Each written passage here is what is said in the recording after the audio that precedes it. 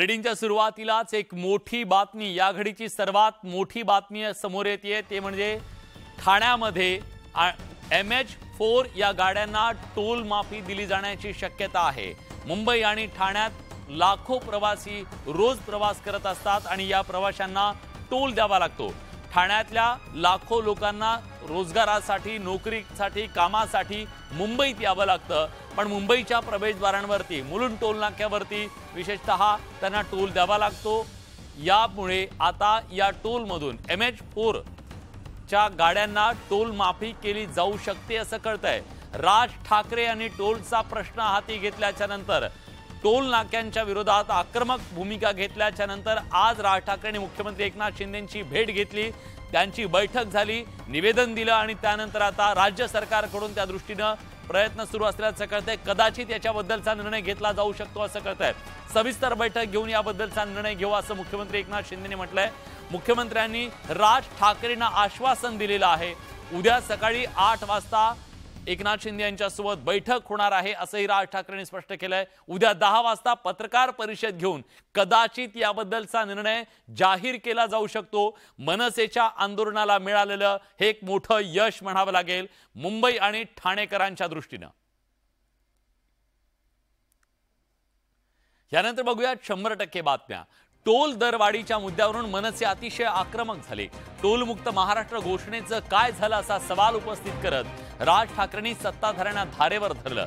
त्यानंतर उपमुख्यमंत्री फडणवीसांनी छोट्या वाहनांना टोल माफी दिल्याचा दावा केला होता। मात्र उपमुख्यमंत्री फडणवीस खोटं बोलत असल्याचा आरोप राज ठाकरेंनी केला। छोट्या वाहनांना, चारचाकी वाहनांना टोल आकारल्यास टोलनाके पेटवून देण्याचा इशारा राज ठाकरेंनी दिला। त्यानंतर मनसैनिकांनी आक्रमक होत टोलनाक्यावर धडक दिली। टोलच्या मुद्द्यावरून मुख्यमंत्र्यांची भेट घेणार असल्याचं राजांनी सांगितलं होतं। त्यानुसार राज ठाकरे मुख्यमंत्री एकनाथ शिंदेंच्या भेटीसाठी सह्याद्री अतिथीगृहावर पोहोचले। यावेळी राज ठाकरेंनी टोलच्या मुद्द्यावरून मुख्यमंत्र्यांना काही सवाल केले। आम्ही टॅक्स देतो तर टोल कशाला हवा असा सवाल राजांनी केला। परंतु या चर्चेनंतर त्याच्या निर्णयापर्यंत येणं याच्यासाठीची म्हणून उद्या सकाळी बैठक लागलेली आहे माझ्या घरी 8 वाजता। ती बैठक झाल्यानंतर काय निर्णय होतो हे मी तुम्हाला उद्या 10 वाजता पत्रकार परिषदेत। आता या भेटीनंतर टोल संदर्भात राज्य सरकार मोठा निर्णय घेणार का हे पाहणं महत्त्वाचं आहे। लोक माझे सांगाती या आत्मचरित्राच्या प्रकाशन सोहळ्यात शरद पवारांनी राष्ट्रवादीच्या अध्यक्षपदावरून पायउतार होण्याचा निर्णय घेत सगळ्यांना धक्का दिला। या घोषणेनंतर राष्ट्रवादी काँग्रेसचे कार्यकर्ते नाराज झाले, भावनिक झाले। 3 दिवस YB चव्हाण सेंटर बाहेर ठाण मांडून बसले। पक्षातील तरुण नेतृत्वाला संधी देण्यासाठी राजीनामा दिल्याचं पवारांनी तेव्हा सांगितलं होतं। मात्र त्या घटनेला तब्बल 163 दिवस झाल्यानंतर राजीनाम्याचं खरं कारण समोर आलंय। राष्ट्रवादी काँग्रेसच्या कार्याध्यक्षा सुप्रिया सुळे यांनी याबाबत गौप्यस्फोट केलाय। भाजपसोबत जायचं लक्षात आल्यानं शरद पवारांनी नाराज होऊन राजीनामा दिल्याचं सुळेंनी म्हटलंय। सुळेंच्या या वक्तव्यावर शरद पवारांनी सूचक प्रतिक्रिया दिली आहे। पण ह्या सगळ्यांचा जो आग्रह होता बीजेपी, तेव्हा आदरणीय पवार साहेब दुखावले गेले आणि त्यांनी तो राजीनामा दिला। आमची सहमती नव्हती। राष्ट्रवादीतल्या फुटीनंतर आता दोन्ही गटाकडून दावे प्रतिदावे केले जात आहेत। भुजबळांच्या दाव्यानं राष्ट्रवादी काँग्रेसच्या दोन्ही गटात आरोप प्रत्यारोपांचा सिलसिला सुरू झाला। देवेंद्र फडणवीस आणि अजित पवारांच्या पहाटेच्या शपथविधीवरून राज्याच्या राजकारणातील चर्चा काही थांबता थांबत नाहीये। यावरून भुजबळांनी केलेल्या दाव्यावर बोलताना सुप्रिया सुळेंनी भुजबळांवर पलटवार केला। मविया सरकार स्थापन होण्यापूर्वी 2019 मध्ये राज्याच्या राजकारणात झालेला देवेंद्र फडणवीस आणि अजित पवार यांचा पहाटेचा शपथविधी नेहमीच चर्चेला जातो। याबाबत बोलताना शरद पवारांनी भाजपसह जाण्याचं नक्की केलं होतं। मात्र शरद पवारांनी शब्द फिरवला तर अजित पवारांनी ते बंड केलं नव्हतं, तर त्यांनी भाजपला दिलेला शब्द पाळला होता असं वक्तव्य छगन भुजबळांनी केलंय। अजित पवारांचा पहाटेचा शपथविधी आणि 2 जुलैचा शपथविधी हे दोन्ही निर्णय त्यांनी शरद पवार यांना अंधारात ठेवून घेतले असं भुजबळ म्हणाले होते। त्यावरून बोलताना शरद पवारांनी आपली विचारधारा कधी सोडली नाही हे स्पष्ट होतं असं सुप्रिया सुळे म्हणाल्या। आदरणीय पवार साहेबांनी नेहमी त्यांच्या विचारधारेला कधीही सोडलं नाही आणि त्याच्याबद्दल ते कन्सिस्टंट राहिले की मी काँग्रेसचा विचार सोडणार नाही। कारण त्याच्यानंतर पुढची जी स्टेप होती ती आम्हाला कोणाला म्हणत होतं। एकूणच राज्याच्या राजकारणातील पहाटेच्या शपथविधीचं कवित्व कायम राहणार इतकं नक्की। राज्यात पहाटेच्या शपथविधीवरून राष्ट्रवादी आणि भाजपकडून दावे प्रतिदावे केले जातात। गेल्या काही दिवसापासून महायुतीत मुख्यमंत्री पदावरून सुद्धा रस्सीखेच सुरू आहे। फडणवीस यांनी मुख्यमंत्री व्हावं अशी कार्यकर्त्यांची इच्छा आहे असं वक्तव्य भाजपचे प्रदेशाध्यक्ष चंद्रशेखर बावनकुळेंनी केलं, तर अजित पवार मुख्यमंत्री व्हावेत अशी इच्छा अजित पवार गटाकडून व्यक्त करण्यात येत होती। मात्र सध्या राज्याचे मुख्यमंत्री हे एकनाथ शिंदेच असतील असं उपमुख्यमंत्री देवेंद्र फडणवीस यांनी म्हटलं होतं। तसंच अजित पवारांना 6 महिन्यांसाठी नव्हे पूर्ण 5 वर्षांसाठी मुख्यमंत्री करू असं फडणवीसांनी स्पष्ट केलं। अजितदादा राज्याचे मुख्यमंत्री झाल्यास त्याचा आनंद असेल, त्यांना पहिला हार मी घालणार अशी खोचक टिप्पणी सुप्रिया सुळेंनी केली। त्यावर मंत्री आणि अजित पवार गटाचे नेते छगन भुजबळ यांनी सुळेंची ही इच्छा पूर्ण करणार असल्याचं म्हटलं, तर अजित पवार मुख्यमंत्री होणार हे स्वप्न आहे, ते प्रत्यक्षात घडणार नाही असा बोचराबार शरद पवार यांनी केलाय। अरे स्वागत करायला राष्ट्रवादी महिला काँग्रेस आणि मी स्वतः पहिला हार दादाला घालायला सुप्रिया ताई सुद्धा मला बहिणीसारखं किंवा मुलीसारख्या, त्यामुळे त्यांची इच्छा पूर्ण करणं हे आमचं सगळ्यांचं काम आहे। असं आहे की हे स्वप्न आहे, ही काही घडणारी गोष्ट नाही। अजित पवारांची मुख्यमंत्री होण्याची इच्छा कधीच लपून राहिलेली नाहीये, त्यामुळे आता आगामी काळात अजित पवार मुख्यमंत्री होणार का हे पाहणं औत्सुक्याचं ठरणार आहे।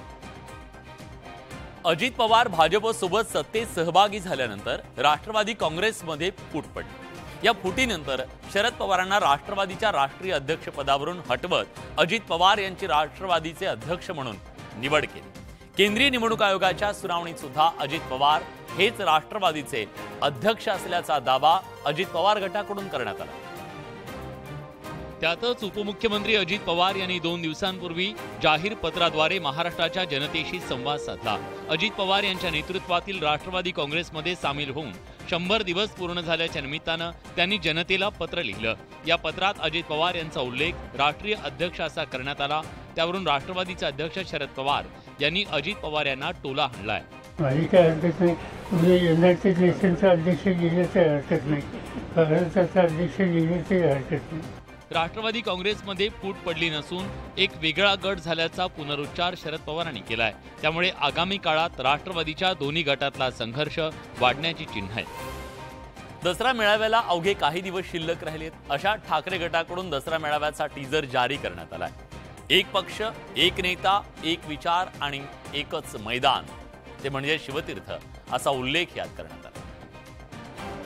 एक पक्ष, एक नेता, एक विचार, एकच मैदान, शिवतीर्थ, शिवसेना उद्धव बाळासाहेब ठाकरे ही वाक्य वापरून दसरा मेळाव्याचा टीजर प्रसिद्ध करण्यात आला। भाषण करतानाचे बाळासाहेब ठाकरेंचे फोटो, तशाच प्रकारचे उद्धव ठाकरे आणि आदित्य ठाकरेंचे फोटो, बाळासाहेब ठाकरेंच्या हस्ते आदित्य ठाकरेंना तलवार देतानाचा फोटो आणि छत्रपती शिवाजी पार्कचं मैदान या टीजरचं वैशिष्ट्य म्हणता येईल। आत्ताचे जे उबाटा जाऊन जे आपला दसरा मेळावा करणार आहेत, तिकडे तुम्ही काय सांगणार आहात? ज्या स्वातंत्र्यवीर सावरकरांचा अपमान केलेल्या राहुल गांधींना पंतप्रधान करायला सांगणार आहात? हे बाळासाहेबांचे विचार सांगणार आहात? अख्खा देश या दसरा मेळाव्याची वाट पाहत असताना तो हक्क फक्त शिवसेनेचा आहे आणि तो असली शिवसेनेचा आहे। गेल्या वर्षीप्रमाणे शिवाजी पार्कवर यंदा कोणाचा दसरा मेळावा पार पडणार असा पेच निर्माण झाला। मात्र शिंदेंच्या शिवसेनेनं एक पाऊल मागे घेतल्यानं हा प्रश्न सुटला। आता नागरिक कोणत्या मेळाव्याला जास्त प्रतिसाद देतात हे दसऱ्याला स्पष्ट होईल। शासकीय पद कंत्राटी पद्धतीनं भरण्याचा निर्णय राज्य सरकारनं काही दिवसांपूर्वी घेतला। त्यानंतर आता मुंबईतील पोलिसांची कंत्राटी पद्धतीनं भरती करण्याचा निर्णय घेण्यात आलाय। 3000 कंत्राटी पोलिसांची भरती जास्तीत जास्त 11 महिन्यांसाठी केली जाणार आहे। मुंबई पोलीस दलात 3000 कंत्राटी पोलिसांची भरती करण्याचा निर्णय राज्याच्या गृह विभागानं घेतला।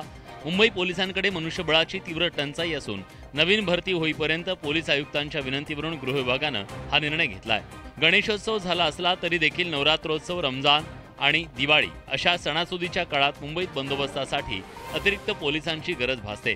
या पार्श्वभूमीवर राज्य सुरक्षा महामंडळाच्या जवानांमधून मुंबई पोलीस दलात कंत्राटी भरती केली जाणार आहे। 3000 कंत्राटी पोलिसांची भरती केली जाणार असून जास्तीत जास्त 11 महिन्यांसाठी ही भरती करण्यात येणार आहे। मुंबई पोलीस दलातील कंत्राट संपलं की सुरक्षा महामंडळाचे जवान पुन्हा आपल्या पूर्वीच्या सेवेत रुजू होतील। कंत्राटी पोलिसांच्या पगारासाठी 30 कोटी रुपयांची तरतूद करण्यात आली आहे। कंत्राटी पोलीस भरतीच्या निर्णयावरून राज्याचं राजकारण तापलंय। यावरून विरोधकांनी सरकारवर टीकेची तोफ डागली आहे। सरकारी नोकऱ्या या अशा पद्धतीनं भरल्या जाणार असतील तर आरक्षणाचं काय असा सवाल विरोधकांनी केलाय। 85 संवर्गातील शासकीय पदं कंत्राटी पद्धतीनं भरण्याच्या सरकारच्या निर्णयावरून गदारोळ सुरू असताना आता मुंबई पोलिसात कंत्राटी पद्धतीनं 3000 पोलिसांची भरती केली जाणार आहे। त्यावरून विरोधक आक्रमक झालेत। विरोधकांनी सरकारवर टीकेची झोड उठवली आहे। सरकारने आणि मुख्यमंत्र्यांनी त्याचं उत्तर दिलं पाहिजे की जेव्हा ह्या सगळ्या नोकऱ्या जर सरकारी आणि पोलीसच्या नोकऱ्या या सगळ्या जर कंत्राटी होणार असतील तर आरक्षणाचं काय होणार? हे सरकारच आउटसोर्सिंग सरकार आहे। दिल्लीच्या गुजरातच्या माध्यमातून चाललेले हे सरकार आहे। सरकार कंत्राटी पद्धतीनं भरती करायला लागलेलं आहे। मग मुख्यमंत्री उपमुख्यमंत्री हे तरी कशाला कायमचं ठेवतात? तेही कंत्राटी करून टाका। त्यामुळे त्याच्यात काही मूळ पदाला धक्का लागत नाही। ही प्रक्रिया आजपासून नाही, अनेक काळापासून चालू आहे। महाराष्ट्रात कंत्राटी पद्धतीनं भरती करून कायदा सुव्यवस्थेचा खेळखंडोबा करू नये असं सांगत सुरक्षेचे 3 तेरा वाजतील असं विरोधकांचं म्हणणं आहे। सबसे कातील गौतमी पाटीलनं महाराष्ट्राला आणि तरुणाईला वेड लावलं। गौतमीच्या अदा नृत्यामुळे तिच्या कार्यक्रमाला मोठी गर्दी होते आणि त्यातून अनेकदा गोंधळ सुद्धा उडतो। टीका करणाऱ्या राजकीय व्यक्ती किंवा इतर सेलिब्रिटींना दिलेल्या सडेतोड उत्तरानं गौतमी पाटील कायम चर्चेत असते। मात्र आता गौतमी पाटीलचं नाव थेट राष्ट्रवादी काँग्रेसचे अध्यक्ष शरद पवार यांनी केलेल्या उल्लेखानं चर्चेत आलंय। अकोला दौऱ्यावर असलेल्या शरद पवारांनी एका कार्यक्रमात थेट गौतमी पाटीलचा उल्लेख केला। कंत्राटी पद्धतीवरून पवारांनी राज्य सरकारवर जोरदार हल्ला चढवला। आता शाळा ही कंत्राटी पद्धतीनं चालवायला दिल्या जात असल्याचं पवार म्हणाले। ज्यांना शाळा दत्तक दिली जाते ते लोक शाळांचा वापर कशा पद्धतीनं करतायत याबद्दल शरद पवार यांनी टीका केली। यासाठी पवारांनी गौतमीच्या कार्यक्रमाचा उल्लेख करत राज्य सरकारवर हल्लाबोल केला। पोरांना काय शिकवायचं, गौतमीचा धडा द्यायचा का असा संतप्त सवाल पवारांनी विचारला।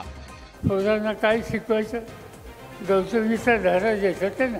शरद पवारांनी गौतमीचा मुद्दा उपस्थित करून राज्य सरकारच्या निर्णयाचा समाचार घेतलाय। त्यामुळे गौतमी यावर काय प्रतिक्रिया देते हे पाहणं महत्त्वाचं आहे। नागपुरात आयोजित काँग्रेसच्या आढावा बैठकीत आज तुफान राडा झाला। या राड्यामुळे ही बैठक असलेल्या सभागृहात गोंधळ उडाला।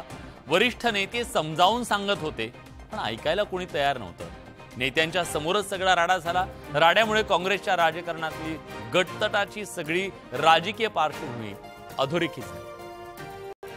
नागपुरात काँग्रेसची लोकसभा मतदारसंघाची आढावा बैठक बोलवण्यात आली होती। या बैठकीला काँग्रेसचे प्रदेशाध्यक्ष नाना पटोले, विरोधी पक्षनेते विजय वडेट्टीवार यांच्यासह काँग्रेसचे अनेक नेते उपस्थित होते। यावेळी काँग्रेसचे शहराध्यक्ष विकास ठाकरे आणि नरेंद्र जिचकार यांच्यात वादावादी झाली आणि त्यानंतर दोन्ही गट एकमेकांच्या समोर आले। त्यानंतर राडा झाला। काही कार्यकर्ते तर हातघाईवर आले। काँग्रेसच्या वरिष्ठ नेत्यांनी समजावण्याचा प्रयत्न केला पण दोन्ही बाजूंचे कार्यकर्ते कुणाच्याही ऐकण्याच्या मनस्थितीत नव्हते। या राड्यानंतर काँग्रेसचे नेते सारवासारव करताना दिसून आले। पोडियम जो आहे तो खाली घसरला, त्यामुळे आमचे शहर अध्यक्ष जे आहे ते खाली पडत असताना लोक एकदम आले आणि तिथे थोडी चेंगराचेंगरी झाली। हमारे आमदार का किसी कार्यकर्ता ने माइक छीना, जिस वजह से पूरे कार्यकर्ता उसके खिलाफ यहाँ नारेबाजी करे। लोकसभा निवडणुकीच्या पूर्वी विदर्भात विजय मिळवण्याच्या पूर्वी गटातटाचं राजकारण दूर ठेवण्याची गरज आहे। आता हे गटातटाचं राजकारण वरिष्ठ नेते कशा पद्धतीने थांबवतात याकडे कार्यकर्त्यांचं लक्ष लागलंय। मराठा आरक्षणाबाबत मराठा समाजात वेगवेगळे मतप्रवाह दिसून येत आहेत। मराठा म्हणून आरक्षण द्यावं, कुणबी म्हणून नको अशी थेट भूमिका मराठा समाजानं घेतली। या मागणीवरून मुंबईत मराठा समाजानं आंदोलन सुद्धा केलं। मुंबईतल्या गिरगाव चौपाटी भागात मराठा आरक्षणाच्या मागणीसाठी मराठा क्रांती मोर्चाचे कार्यकर्ते एकवटले होते।